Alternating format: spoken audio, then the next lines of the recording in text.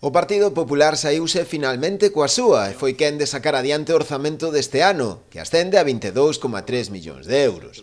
Aínda así, e falando en termos futbolísticos, foi unha victoria apurada e no tempo de desconto, despois de que a votación resultase cun empate técnico.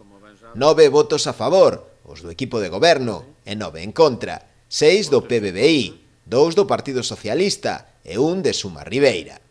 A ausencia no pleno da edil do PBBI Herminia Pouso e a abstención dos 2 concelleiros do BNG, xunto co voto de calidade do alcalde Manuel Ruiz, permitíronlle sacar adiante as contas.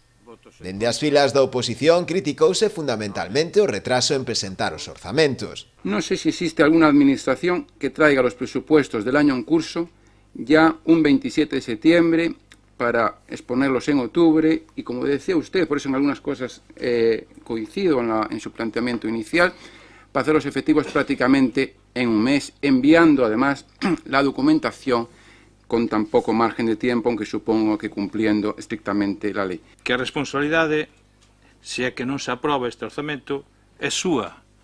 Parece que non la traspasa a nós. E foi vostede que decidiu non presentar o orzamento cando tocaba. Xa sei que me vai dicir que se había eleccións, pero eso creo que non vale dicilo, porque hai outros concellos que sí que o fixeron. Vostede, afeito ao ordeno e mando de corporacións anteriores, decideu ningunear a oposición aprazando a presentación dos orzamentos, esa é aprazar a presentación en setembro do 2019, o que debería presentarse en outubro do 2018.